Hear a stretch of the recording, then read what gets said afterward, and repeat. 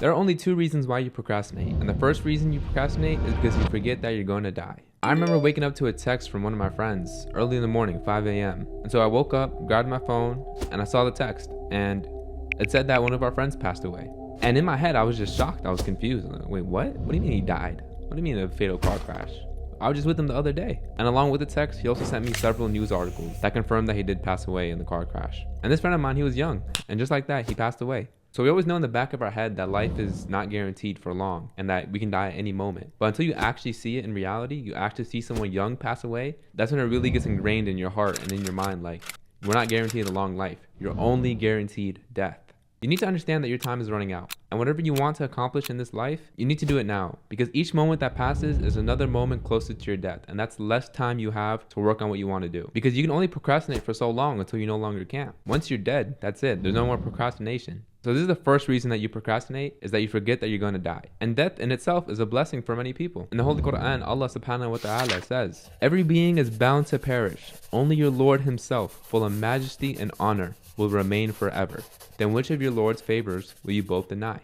So here, Allah subhanahu wa ta'ala is saying that death is a blessing. For example, one blessing is that it ends oppression. People who are being oppressed, once they get killed or once they die, that's it, there's no more oppression. And another blessing, and this relates to procrastination, is that death gives you a motivation like nothing else. If you knew you were going to live forever, you would accomplish nothing. Because there's no motivation. Who cares? You have tomorrow. You have next year. You have the next 1,000 years.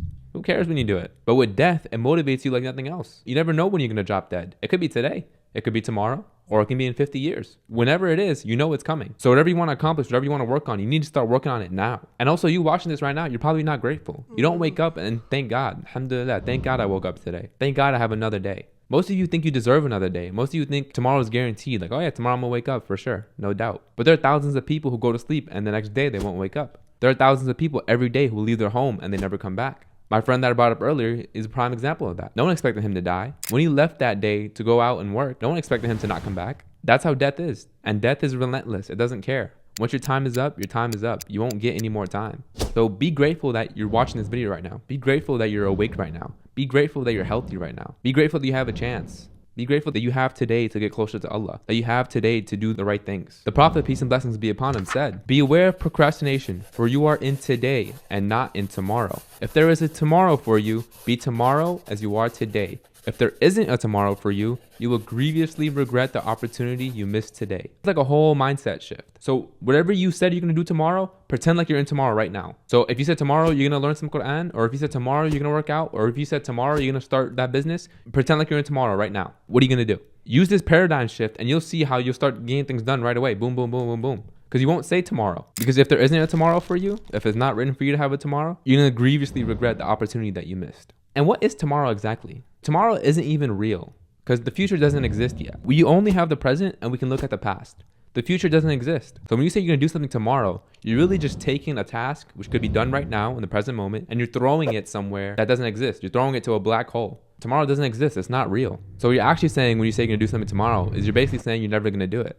If you wanted to do it, you just do it right now. Usually you procrastinate on tasks that are big because they're intimidating. It's difficult. It looks scary. But I'm going to give you another paradigm shift. There's a man who ate an airplane. And you're probably thinking, you can't eat an airplane. That's impossible. Look him up. Google him. His name is Mikel Lotito. Hopefully I said the name correctly. But basically, this man ate an entire airplane. And now you're wondering how he did it. All he did was chunk it up into small parts every single day and grind it up some parts and put it over his food until eventually, day by day, day by day, day by day, he ate an entire airplane. Because you can't eat the entire airplane at once. You'll just die. It won't fit in you, obviously. But if you chunk it up into small little tasks, little piece here, little piece here, little piece here, eventually you'll eat the entire airplane. And that's what this man did. That's why the most beloved deeds to Allah are the consistent ones. It's the small ones that add up to something grand. You learn a verse from the Quran today. Awesome. You learn another one tomorrow.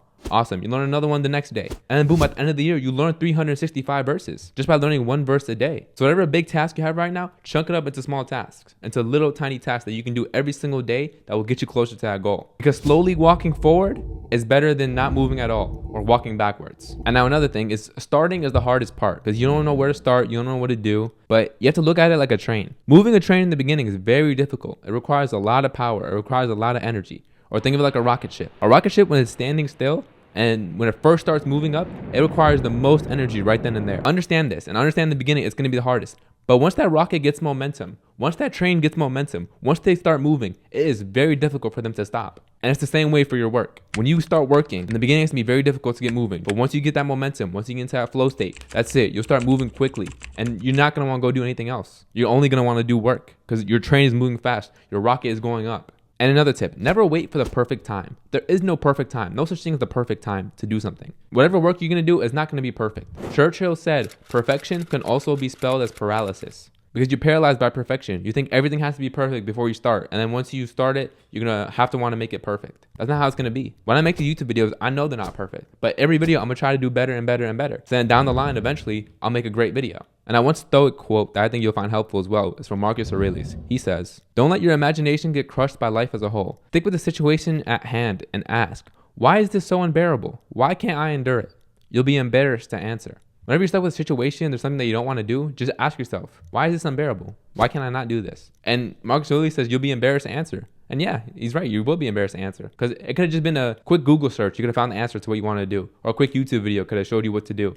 And you could have just done it real quick. Now, I gave you the first reason why you procrastinate and also all the tips. Now, the second reason you procrastinate. The second reason you procrastinate is because you don't want it bad enough. Whatever task you're procrastinating on, you just don't want it bad enough. That's it. Because if I told you that I will wire you $1 million after you complete that task that you've been procrastinating, you'd complete it right away. So it was never the task was too difficult to complete. It's just you didn't have the correct motivation to complete it. Your brain doesn't fully understand yet the reward that's going to get from doing this task. So it keeps putting it off. Like, okay, we really don't need to do that. It's all right. We're getting more dopamine over here, scrolling TikTok, scrolling Instagram, eating junk food. Remember, your brain is always going to want to take the path of least resistance. So if your brain perceives that task that you've been putting off as difficult and you're not going to get much reward from it as scrolling TikTok and social media, then it's not going to want to do it. It's just going to want to keep scrolling social media. So this is why I stress so much in my videos to get rid of free dopamine from your life. Get rid of Instagram, get rid of junk food, get rid of drugs, get rid of addictions, become sober. This is the best way to live your life because most people can't sit down and read a book. It's just too boring. I know a lot of people who I talk to, they say, I can't sit down and read a book. It's too boring. Like, I feel like it's a waste of time. The first revelation revealed to the Prophet ﷺ was read, Iqra. It said it 3 times, read, read, read. That's how important reading is. But yet people can't read because their brains are so addicted to like free dopamine and getting that free dopamine hit. So get rid of free dopamine from your life and you'll see how you won't procrastinate no more. Because you just want to go do the tasks. Because your brain needs dopamine, of course. You can't just live a life of no dopamine at all, of not accomplishing nothing at all. So it will do whatever it takes to get dopamine. And so if that means to complete that task you've been procrastinating on to get some type of dopamine, it'll go do it. And also another thing, once you stop procrastinating, your mind starts getting clear. You can start thinking straight. Because you're at where you are in life right now because of what your mind has gotten you. This is where your mind has led you to. This is the life that you have. And so no, when you have 1,000 things in the back of your mind procrastinating and you need to get things done and you're trying to remember this and trying to remember that to do, you have no clear mind. Your mind is cluttered. You can't think straight. You can't sit down and think of a way to escape poverty or think of a way to, impact the world because your mind is occupied with tasks that are useless that you've been putting off on.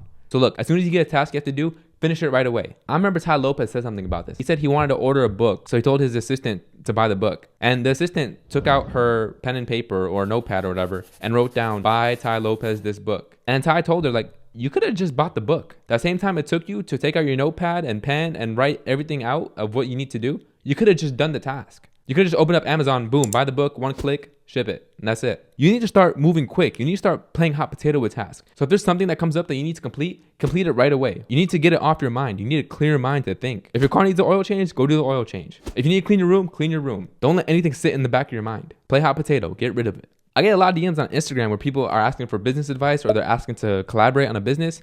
And I always tell them, okay, yeah, call me right now. And a lot of them say, oh, well, I'm kind of busy right now, or wait, I need to plan a little more. And it just shows me you're not prepared because you came to me with this business proposal. I'm saying, call me right now. Let me hear it. Because I don't want to think about it later. I don't want to go to sleep. What is that business proposal that guy's going to offer me? No. I need a clear mind. As soon as you have something for me, I'm going to give you my number. Call me. I'll see if it's good or not. Because I just don't want it to sit in the back of my mind. And real quick, when I talked about the dopamine earlier, when I see someone scrolling on social media and laughing and giggling, or when I see someone wasting time and enjoying it, I just know that they're absolutely screwed. You are absolutely screwed if you just sit there and smile and giggle and you enjoy wasting time. If it doesn't bother you that you're wasting your time, your precious, limited time on this planet, you absolutely need to change your ways and start looking at time as the most valuable thing you have. Because it really is. It's your time and your energy. Those are the most valuable things that you have. And one prayer that you can make in order to protect you from laziness, to protect you from sloth, is this. The Prophet, peace and blessings be upon him, would say in his supplication, O Allah, I seek refuge in you from disability and sloth, cowardice and senility,